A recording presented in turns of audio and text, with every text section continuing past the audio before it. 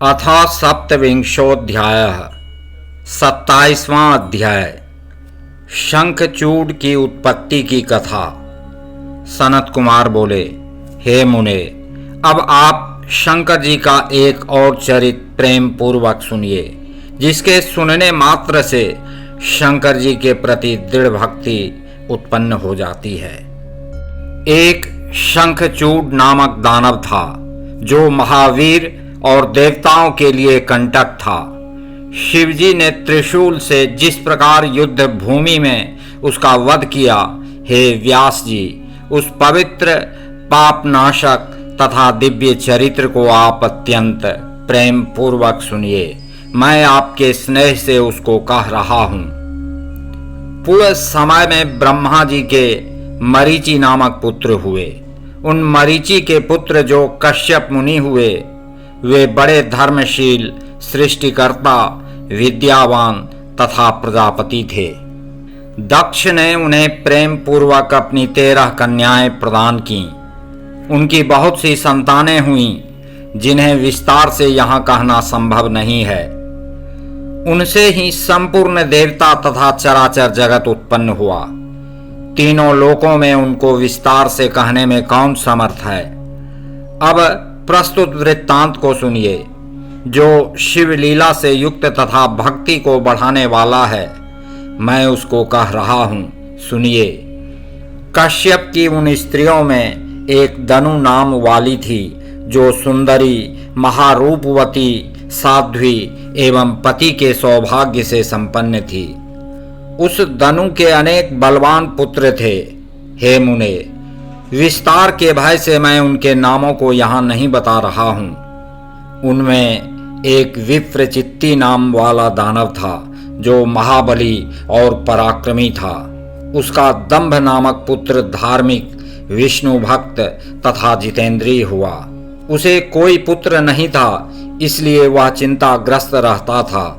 उसने शुक्राचार्य को गुरु बनाकर उनसे कृष्ण मंत्र प्राप्त करके पुष्कर क्षेत्र में 1 लाख वर्ष पर्यंत घोर तपस्या की। उसने दृढ़ता पूर्वक आसन लगाकर दीर्घ काल तक कृष्ण मंत्र का जप किया। तपस्या करते हुए उस दैत्य के सिर से एक जलता हुआ दुस्सह तेज निकलकर चारों ओर फैलने लगा। उस तेज से सभी देवता, मुनि एवं मनुगण संतप्त हो उठे और इंद्र को आगे कर वे ब्रह्मा जी की शरण में गए। उन लोगों ने संपूर्ण संपत्तियों के दाता ब्रह्मा जी को प्रणाम करके उनकी स्तुति की और व्याकुल होकर अपना वृत्तांत विशेष रूप से निवेदन किया। उसे सुनकर ब्रह्मा भी उन देवताओं को साथ लेकर उसे पूर्ण रूप से विष्णु के कहने के लिए वैकुंठ लोक गए। वहां जाकर सबकी रक्षा करने वाले त्रिलोकेश विष्णु को हाथ जोड़कर प्रणाम करके विनम्र होकर वे सब उनकी स्तुति करने लगे। देवता बोले, हे देव, हम नहीं जानते कि किस तेज से हम सभी अत्यधिक संतप्त हो रहे हैं। इसमें कौन सा कारण है, उसे आप बताइए। हे दीन बंधो, आप संतप्त चित्त अपने सेवकों की रक्षा करने वाले हैं। हे रमानाथ, आप सबको शरण देने वाले हैं। हम शरणागतों की रक्षा कीजिए। सनत कुमार बोले, ब्रह्मादि देवताओं की यह बात सुनकर शरणागत वत्सल भगवान विष्णु जी हंसते हुए प्रेम पूर्वक कहने लगे। विष्णु जी बोले, हे देवताओं, आप लोग निश्चिंत तथा शांत रहिए और भयभीत ना होइए। प्रलय काल अभी उपस्थित नहीं हुआ है और ना तो कोई उपद्रव ही होने वाला है। मेरा भक्त दंभ नामक दानव तप कर रहा है। वह पुत्र चाहता है, इसलिए मैं उसे वरदान देकर शांत कर दूंगा।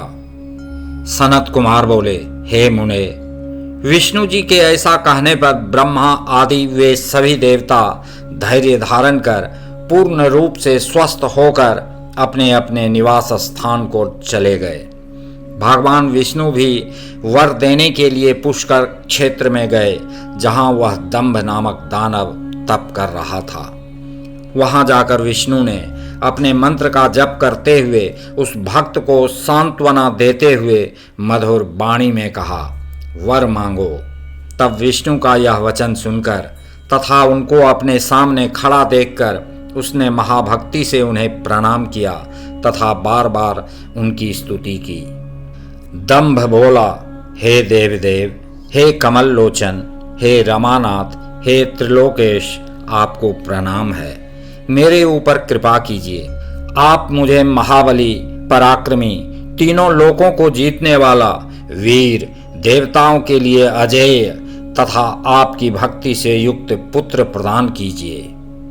सनत कुमार बोले, दानवेंद्र के इस प्रकार कहने पर नारायण ने उसे वैसा ही वरदान दिया और हे मुने, उसे तपस्या से विरत कर वे अंतर्धान हो गए। भगवान के अंतर्धान हो जाने पर सिद्ध हुए तप वाला तथा पूर्ण मनोरथ वाला वह दानव उस दिशा को नमस्कार करके अपने घर चला गया। इसके बाद थोड़े ही समय में उसकी भाग्यवती पत्नी ने गर्भ धारण किया और अपने तेज से घर को प्रकाशित करती हुई वह शोभा प्राप्त करने लगी। हे मुने, सुदामा नामक गोप जो कृष्ण का प्रधान पार्षद था, जिसे राधा ने शाप दिया था, वही उसके गर्भ में आया। समय आने पर उस साध्वी ने तेजस्वी पुत्र को जन्म दिया। इसके अनंतर पिता ने बहुत से मुनियों को बुलाकर उसका जात कर्म संस्कार कराया। हे द्विज श्रेष्ठ, उसके उत्पन्न होने पर महान उत्सव हुआ और पिता ने शुभ दिन में उसका शंखचूड़ यह नाम रखा। वह शंखचूड़ पिता के घर में शुक्ल पक्ष के चंद्रमा के समान बढ़ने लगा और बाल्यावस्था में ही विद्या का अभ्यास कर अत्यंत तेजस्वी हो गया। वह अपनी बाल क्रीड़ा से माता पिता के हर्ष को नित्य बढ़ाने लगा। वह सभी को प्रिय हुआ और अपने कुटुंबियों को विशेष प्रिय हुआ।